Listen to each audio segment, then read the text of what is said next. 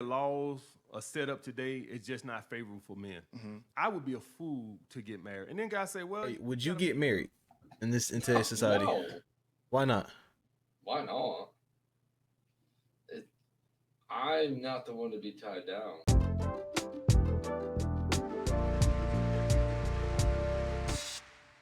Welcome back to our channel. My name is Jasmine. And I'm Dave. And this is Engineered by God. We navigate life from a Christian perspective.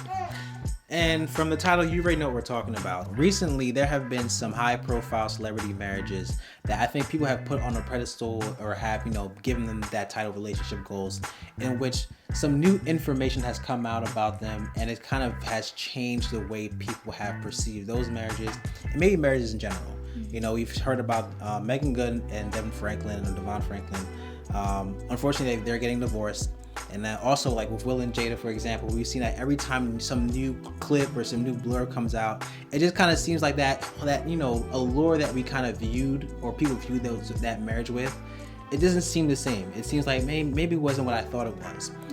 And on top of that, you can't always have that really scary statistic that just looms over everyone, that 50% of marriages end in divorce, which is somewhat misleading because the stat for the first time marriages that like make it the distance is a lot higher. I want to say like 70% or so. Yeah. But nonetheless, when you average all the marriages together, first, second, third marriages, it comes to 50-50 basically, which is kind of scary because on the wedding day, no one's looking at this. Well, in most marriages, you're not looking at that couple and saying, "Wow, they're not gonna make it." Right? Hopefully you're there and you're in a moment of true love and you think, wow, this couple is going to have a beautiful story together. And so with that, and I'm always seeing videos. I don't know about you, but I'm always seeing videos, especially by men like saying, marriage isn't worth it. It's a trap. Why would someone do that? Why would someone put themselves in that situation? And now more than ever, people are defining for themselves what a relationship should be, what they want their relationships to be. And so it really begs the question, is marriage still worth it in 2022? And for us, you go ahead. Yeah, for us, that's a yes. And the thing is, you might be like, of course it's a yes. If you said no, then it was like, wow, why are you guys married? By the way, if you don't know, we've been married for over 5 years now, been together for almost 10 years. Almost 10 in February. But yeah. So for me and for us, the first reason why I'm full on with marriage is that it's a defined commitment, right? Legally and spiritually, you are defining exactly what this commitment is. First and foremost for me spiritually, like I am committing before God to become one flesh with this person till I die. Like I am committing to biblical marriage when I get in front of the pastor, the altar, whatever, and say I do. And then like legally, both of you guys are united. All of your assets, all of your finances. If something happens to one person, someone's legally obligated to reach out to you to inform you. So you guys are or united from like in everyone else's perspective as well. But before we get too deep into this, one thing that we know is worth it is for you to subscribe to this channel. So if you're new to our channel, you like the content, feel free to click that subscribe button and enjoy the video. Right. And I feel like when you don't have that clear, defined commitment, you're kind of up in the air. Like you may think and assume you understand the level of commitment the other person may have, but if they up and leave, like where does that leave us? Like how committed, like our assets, are they really one, or is it your stuff? Is it my stuff? It's kind of up in the air. And I think oftentimes people might say, well, I don't gotta like sign a piece of paper to prove I'm committed, right? Yeah. But I feel like that kind of mindset, I don't want to say that kind of mindset, but I feel like that's not entirely true because there's always that idea that you can just walk out whenever you want. You can just walk out. And if you're married to someone legally, you can walk out, but you're going to forever be tied to that person anyway. So why do that? And let's be real, how honest are we with our commitments? Like people commit so many things. Like they commit to, I'm going to go to the gym, I'm going to eat better, I'm going to watch less TV, I'm going to commit to these things, but don't really stick to those commitments. And until you like really like put something on the line almost to say, hey, I'm going to do this and you can hold me to it, right? It kind of feels like you're not really committed. it seems like at any point, like you said, you could just up and go. Quit and give up. Right. Yeah. And so I think that this commitment, this legal binding covenant agreement. Real quick, guys. So we have our son here who is about to be 2 months. So if you hear a little bit of crying in the background, he's just giving his insight too. He's just giving some points. He agrees, though. He agrees. And so this legally binding like agreement or covenant, I think is like the breeding ground or the great foundation for you guys to be able to build on, for other things, right? And I think the first thing that we think of that we appreciate with marriage and that agreement is basically that space to be open, to be vulnerable, that stability where that basically I can be who I am authentically and I don't have to fear you leaving. So it's security.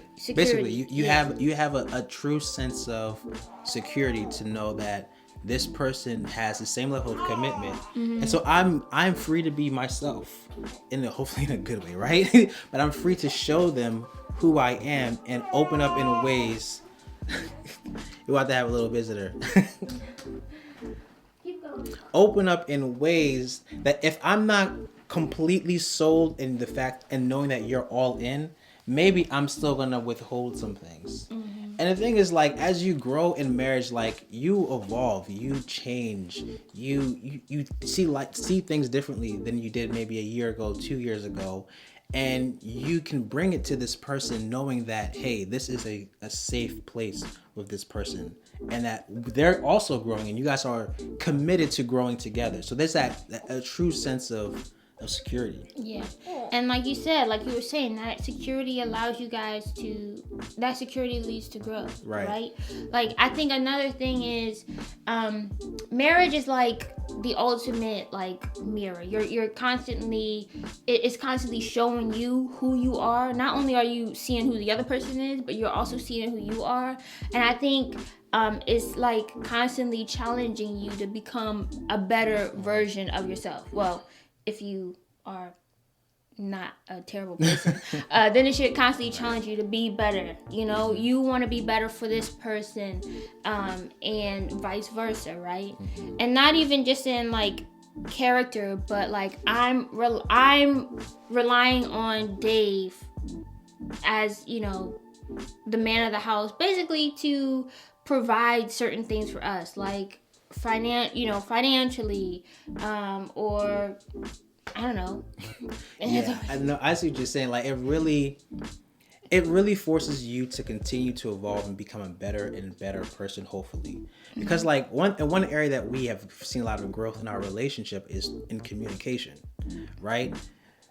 I have to be better at communicating my needs for Jazz, and I have to be better at listening and understanding when she's communicating to me. And I think that really evolved, like when we first started dating to where we are now, like being able to pick up on cues, like that time that we spend together, marriage has helped that grow exponentially. And the thing is, because you want your marriage to grow, sometimes you'll end up looking for resources to help your marriage grow. It's like you're invested in this thing. So I want to see it grow. So how can I be better at listening? How can I be better at providing? How can I be better at just, loving and being romantic?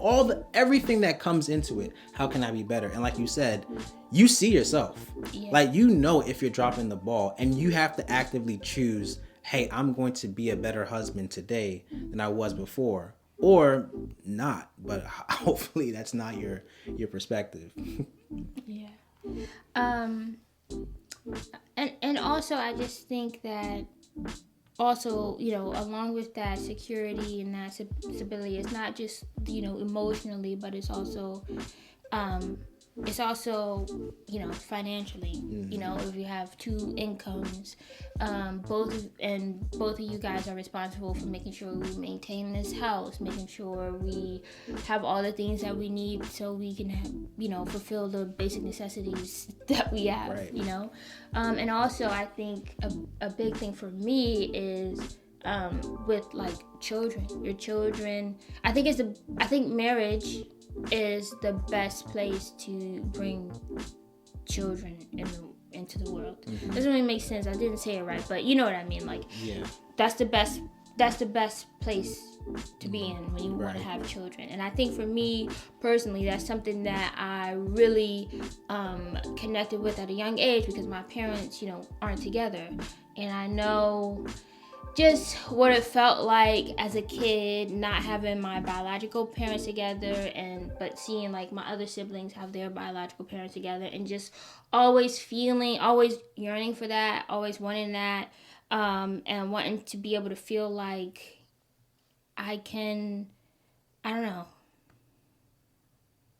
know, just have that same level of commitment from both sides, no matter, what household I was in, right?